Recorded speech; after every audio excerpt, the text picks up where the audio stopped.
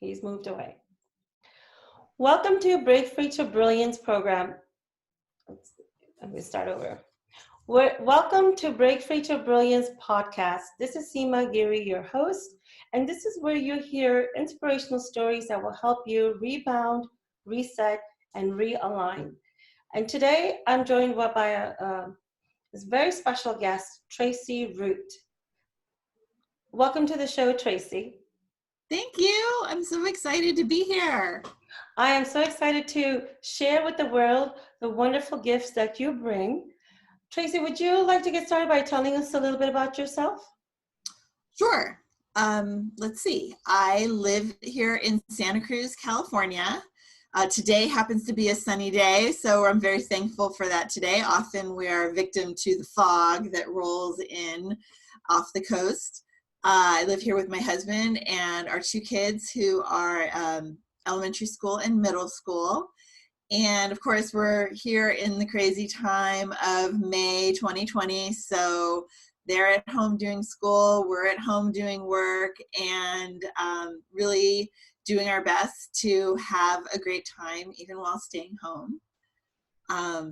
I grew up in Silicon Valley, so San Jose, Cupertino area, and went to college in San Jose and moved from there to my first career, which was working in corporate America. And I did that for about 17 years before shifting gears and becoming a coach that I am today.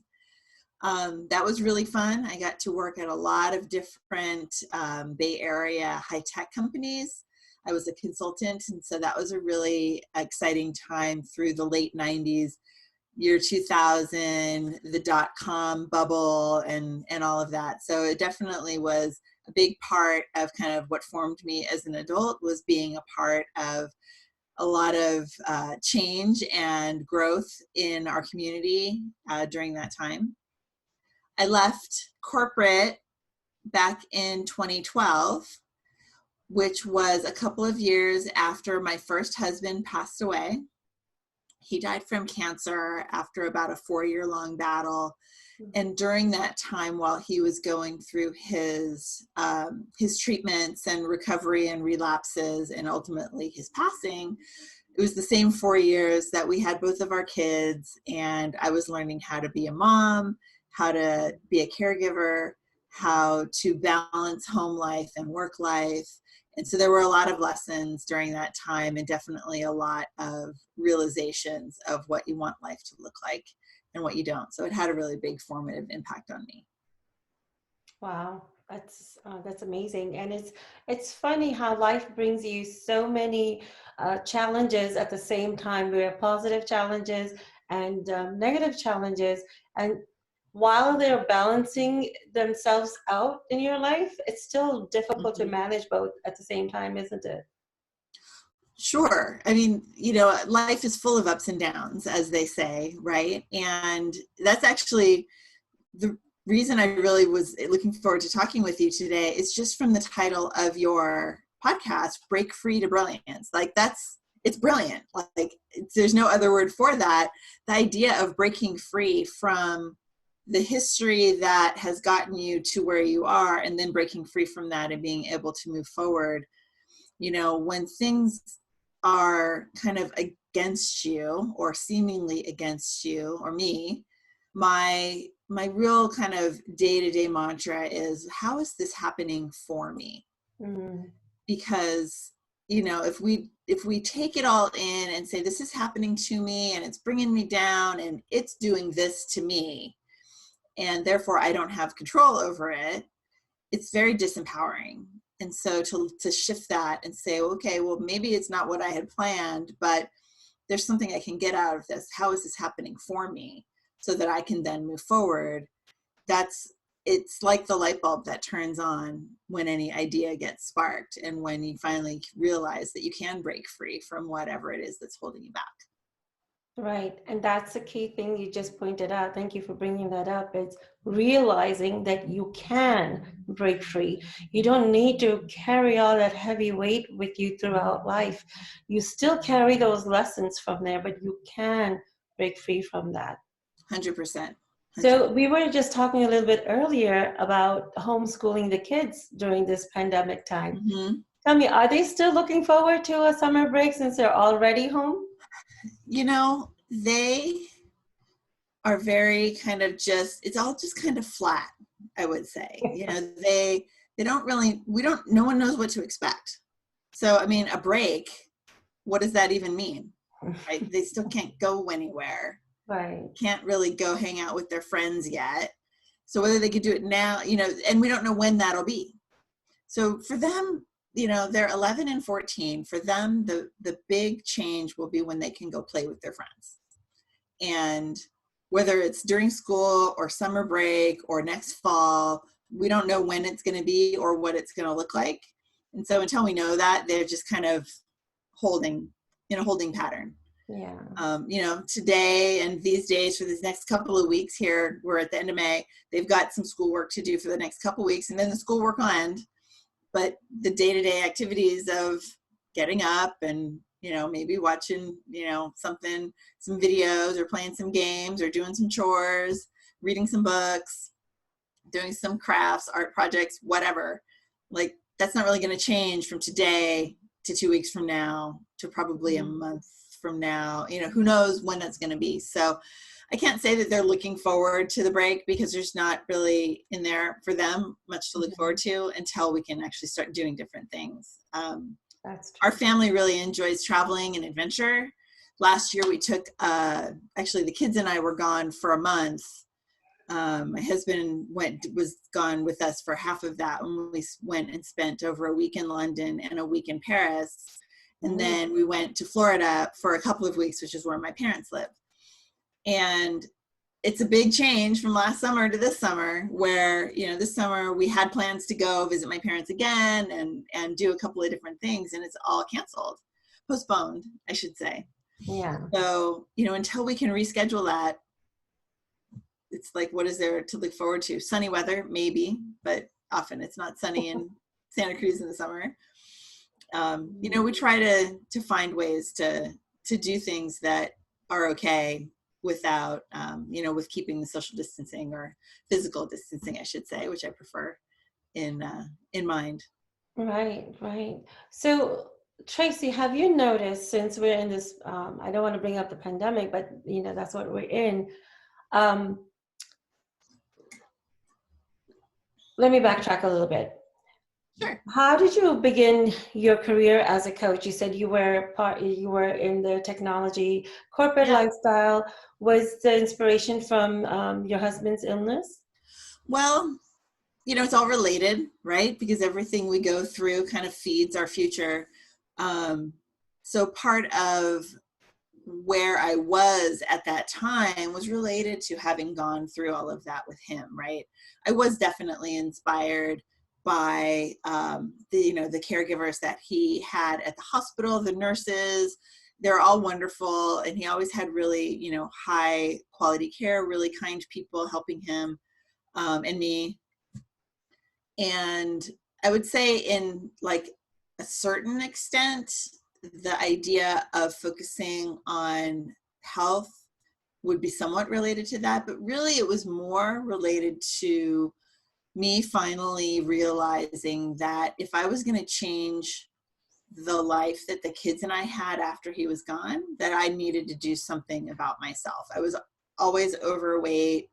You know, I was probably about 50, 60 pounds overweight by the time he passed away. I had 2 kids, never really had any healthy habits to speak of. I'm a former smoker. I used to live on Diet Coke, like coffee, Diet Coke, and wine were kind of my 3 beverages throughout the day. Wow. Yeah. And most people who know me now, right, you would never think that that was the case. I'm always here with my water bottle now, very different. But, you know, I knew that I didn't feel good in my body. I didn't like what I saw in the mirror. I knew that I had more potential, like on a personal level, physically and mentally and emotionally. And so I said to myself, you know, if anything's going to change, I have to do something different. And so I decided that once and for all, I was going to figure out how to get to a healthy weight. I had never really done it long-term successfully. I had done it short-term successfully and then gained it all back, of course. But I Mm. found a program that was medically designed, structured, included a built-in healthy community, coaching, education, all of the components that you need really for a full transformation. And I jumped in with both feet and just said, I'm going to give this a try. Everything else I've tried worked or didn't work long term. So maybe this is the answer I'm looking for. And ultimately, hello, I'm still here. It was. I ended up losing 55 pounds in 5 months back in 2012, in 2012. And throughout that journey, those 5 months, I mentioned, of course, that I had a coach helping me stay on track and learn. And I found the opportunity to help others came upon me kind of halfway through my weight loss. And so I started helping other people and learning to do what she did for me for the people in my world. And that's how I started coaching. So it's a very mentor-based system. So really, I kind of just did what she did. But over the course of that first year or so, I really learned how to coach, not just like teach the program. Mm-hmm. So with a lot of personal development and understanding what good coaches do and how to really be an active listener and be, more empathetic, less agenda based, and more really about helping the person who's in front of me. And so after that year, I was definitely hooked. I had left my corporate job during that year as well, moved closer to my parents so that our family had support, and I was able to replace my income given the difference of cost of living between California and Florida. I was able to replace my income and only coach and be available for my kids in the way that their one parent I felt would be best served for them, which is, I was available to get in the classroom and go on field trips and walk them to school and pick them up and not have to always have it be before care and after care and, everyone else doing all the things. So I ended up, even though I said we moved to Florida close to my parents, clearly, I live here in California. I did end up getting engaged and remarried to my now husband. We've been married almost 7 years. But that time in Florida was a big kind of time of revelation where it helped me really understand what life can look like without kind of being tied to the corporate and to a boss, right? Mm-hmm. And learning how to work for myself. We were talking earlier about everyone having to work from home and what a transition that can really be. Working for yourself versus having a boss is also a very big transition. So I'm happy to say that started 7 years ago or 8 years ago, and I'm still here. And since then have expanded my coaching to not only be for health and the program that I had helped me, but I've expanded that into life coaching and goal setting and different kinds of coaching to really try to serve people in whatever it is that they're trying to achieve. Wow. Whether it's physical health or, relationships or job seeking or a new hobby or whatever it might be. Wow, Tracie, that is an amazing transformational story. So I heard a couple of things, a few nuggets in there that you said that probably could be tweetable. One was that I'm going to write them down. yeah, you can use that. One was that you said that you realized you had to do something different to make a change. And so many of us keep doing the same thing, expecting different results, right? Right. And when I looked that up, the definition that came up was insanity. Yeah, totally. Right? So you have to, if you want to make a change from what you're doing currently, and you want to change that, you have to do something different, totally radically different. To start, even baby steps makes a huge difference. So that was one thing. And the other thing was that you actually really did all the three things that are, what my tagline is: rebound, reset, and realign. You realized you needed support.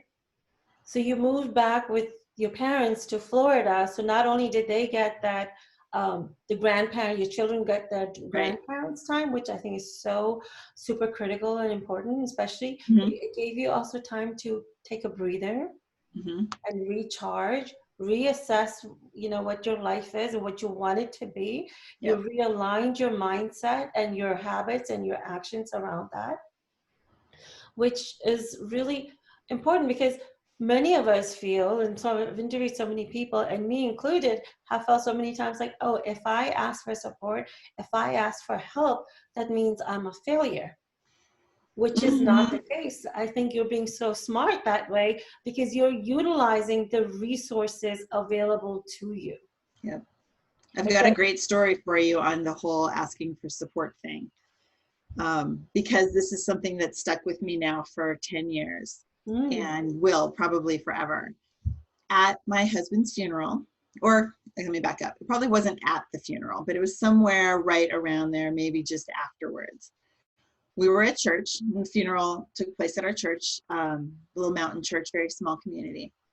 And at at one point after service, someone came up to me in the parking lot and said, I am planning to open a catering business. And I was wondering if you would allow me to make you guys some meals that would let me practice some of the things I'm planning to do for catering, and maybe would give you guys some food that you don't have to, worry about taking care of yourself since you're so busy with the kids by yourself. oh, Obviously not the same words that she said, but right. I don't know if she was really opening a catering business or not, but clearly what she was trying to do was support me in a way that she felt that she could and maybe that I would accept. Mm-hmm, I mm-hmm. told her no. I Oh, said, no, thank you. I'm good. I got this. Right.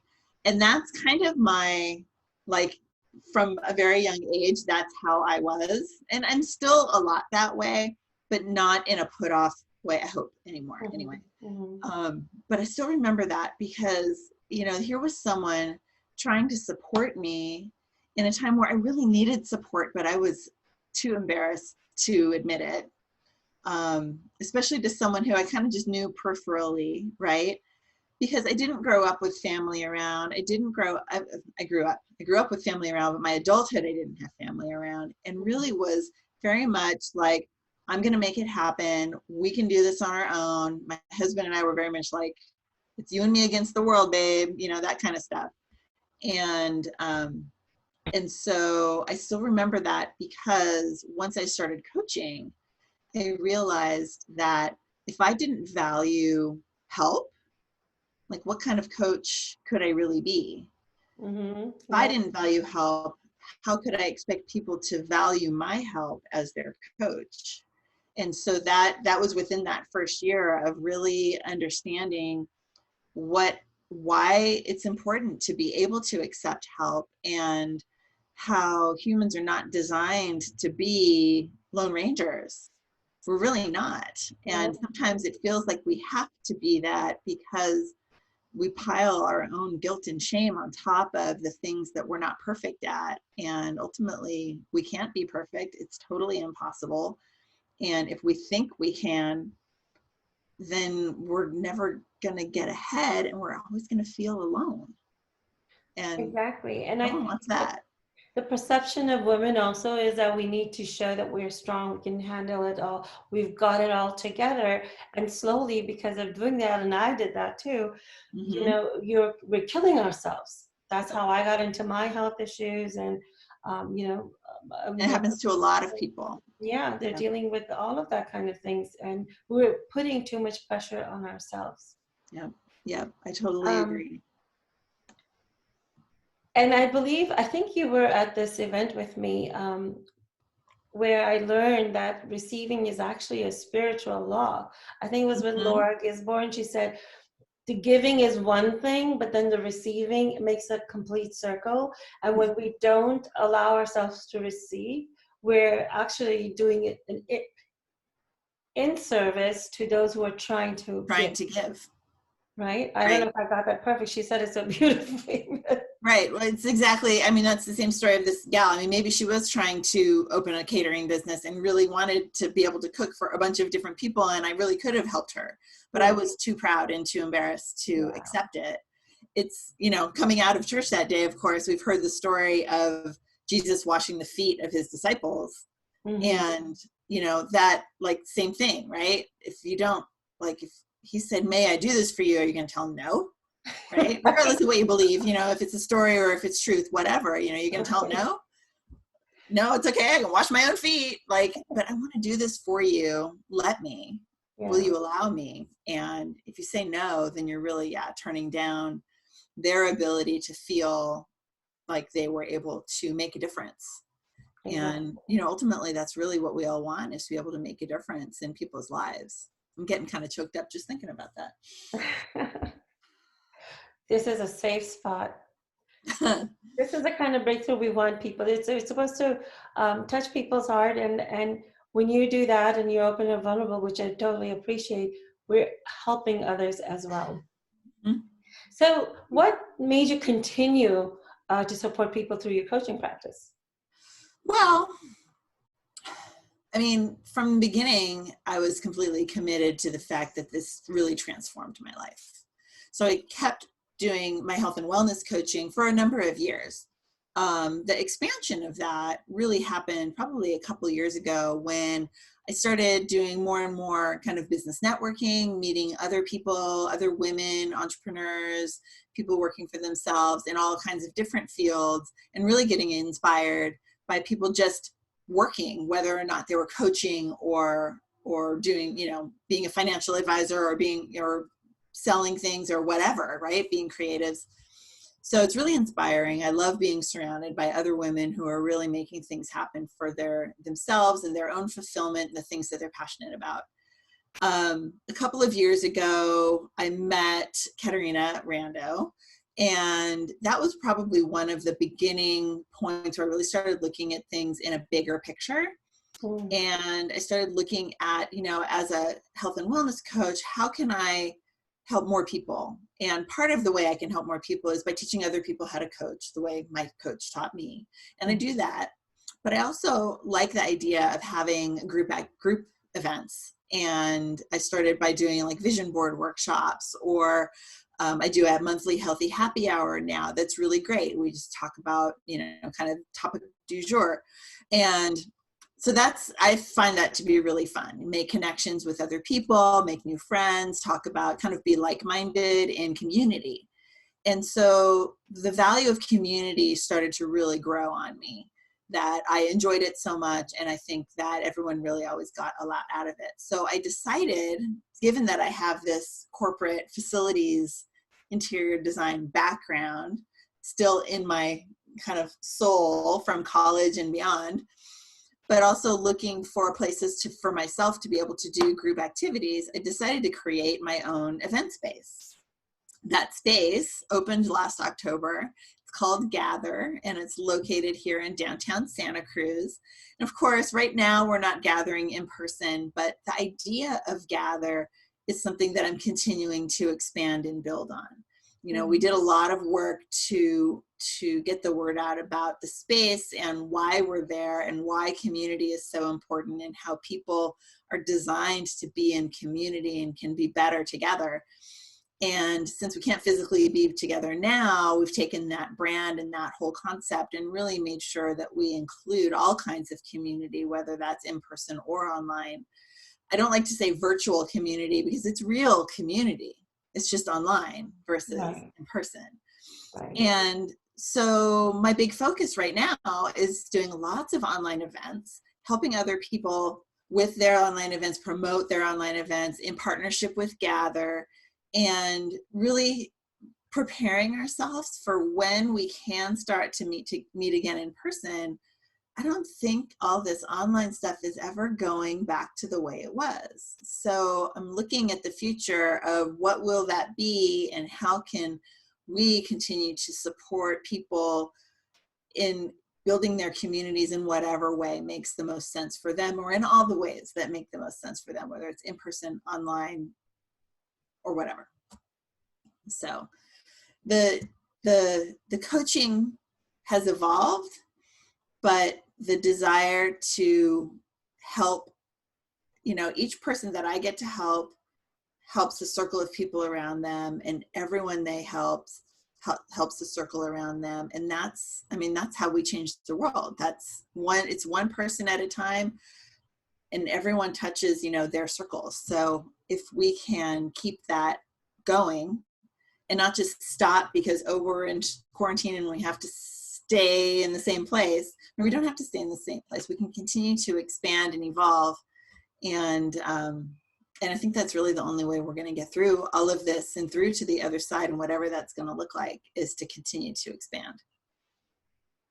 I love the title of your place called The Gather. It's so simple, and it's like right in your face, Gather. It's like, we're always trying to look for that perfect name, and it's just so simple and to the point. And then the whole meaning around it and community is so beautiful. And I loved how, rather than getting down in the dumps and frustrated and saying, how am I going to carry out the mission I had, you evolved it to online communities, which is another way of staying connected, even when we start meeting in person again. Right. So well, I think, the way we shut down was so fast. Yeah. Right. I think the way we open back up is going to be very slow. Yes. And right now it's only online is what we have available to us. And that online, even when we take that first step and are able to have those first small in-person gatherings, the bulk of what's happening is still going to be online. And that balance is, it used to be like everyone wanted to do in person and online was way down here. Now it's totally switched, kind of do my balancing. It's totally switched. And ultimately, I don't really know where it's going to end up scale wise, which one's going to be more prevalent. For the next couple of years, online could still be the primary way. Yes. I'm hoping that we can meet in person again sooner rather than later, but I don't really know what that's going to look like yet. And so, yeah, I can't, it's like a shark, right? You stop, you die. You got to keep going, because there's no maintaining in the universe. We say this in weight loss, right? You can't ever maintain where you're at. You have to have a new goal and be moving forward, because if you're not moving forward, you're going to be moving backward. You know what they say, to stay relevant and to be innovative, you have to be uncomfortable. And for those of us who have been waiting, for that sign, universe said, you know what? Enough of the waiting. If you're not going to move, I'm going to do it for you. And that's really how I'm taking it, that, universe is like, okay, enough people waiting around. I'm going to give this big push. Yep. Really shake you guys up and see what you guys come up with. And there's been so many innovations. Totally agree. I was talking to somebody the other day, my niece actually, and my sister-in-law, and we were looking at the innovation in medicine, like the medicine that has come up, the antibiotics, they were back like 50, 60 years ago, and there's really nothing new in those kind of areas. There's been new developments in new medicine and, and other illnesses and stuff, but some things have just not evolved at all. So this is kind of shaking up other industries that have not been able to come up with much innovation. And then our own way of thinking also has really challenged us to upgrade the way we think, change the way we think a little bit, so then we can innovate within our lives. We're always thinking innovation happens in corporate, innovation happens with, space things, NASA. But I say you can innovate on how you want to up-level your life and really see whether are you living your purpose, or are you living with purpose, and making it more intentional living. Absolutely. And, and then it goes back to, okay, once you figure out kind of where you want to go, how are you going to get there? Right. And remembering that it's likely that maybe you might need support, someone who maybe has done something similar who can give you some guidance, or just inspiration, right? Some people thrive on competition. Some people don't, right? So understanding yourself is another really important thing, and what drives you, and the base of like why you even want to make those changes. When I first decided I wanted to lose weight, it was not because I mean, I hadn't cared before about the number on the scale. Why did I care now? Right. And really it was about, you know, being a better parent, being able to be more mentally and physically available to my kids and emotionally available, more patient and more kind. And I mean, who knew that going on a diet would have helped me be a better person? And that's really, you know, what this journey did for me. It's not, I mean, yeah, you know, I'm happy that I'm at a healthy weight and I don't have to worry about, you know, lifestyle related diseases as much. I'm much lower risk and all of that. But really it's about, you know, who I am as a person and the personal development work that I had to do and the self-introspection work that I had to do along that journey, not just in that first 5 months during my weight loss, but in the last 8 years since I started that. You know, it's a never-ending journey. And, you know, that's why, I mean, that's probably the answer to your question from before of why do I keep coaching, is because it's a never-ending journey to be a better me. And the better I am, the more I am available to help other people become the better them. And that's, again, that's how we change the world. That is so true. It's a ripple effect as well. Yep. A ripple effect. Tracie, how can people get in touch with you? Yeah. Well, so I'm on like all the socials because I love me some social media. So Facebook is probably my number one there, and you can easily find me. I'm the one with pink hair. And I also have 2 different websites, one for my coaching, which is tracieroot.com. And I've got a website for Gather, which is gatherinsantacruz.com. They actually are connected and you can get to one from the other. And of course, you know, email, texting, whatever, all my contact info is available on all of those things. And, you know, if you've got show notes, we can make sure that that's all posted in there for people to find me. I would love it. Wonderful. So do you have something special for our audience today? You know, I have a handful of things these days because I've been doing a lot. My very favorite thing that I've given out since the beginning of kind of all this media I've been doing in the last year is an ebook written by, not by me, but by the founder of the company that changed my life. His name is Dr. Wayne Scott Anderson, and he was one of the very first board certified critical care physicians in the company. Or in the country, my mistake, the country, a much bigger group of people. Really fascinating guy. And he wrote an ebook called Stop, Challenge, and Choose, which is the basic tenets of if there's something that you want to do that's different than what you've always done, stop for a second, think about the decision that you're making, challenge your thought, and then choose whatever it is that serves you the best. And this goes great for people trying to change their eating habits and lose weight or get healthier, but it also goes great for any kind of goal setting.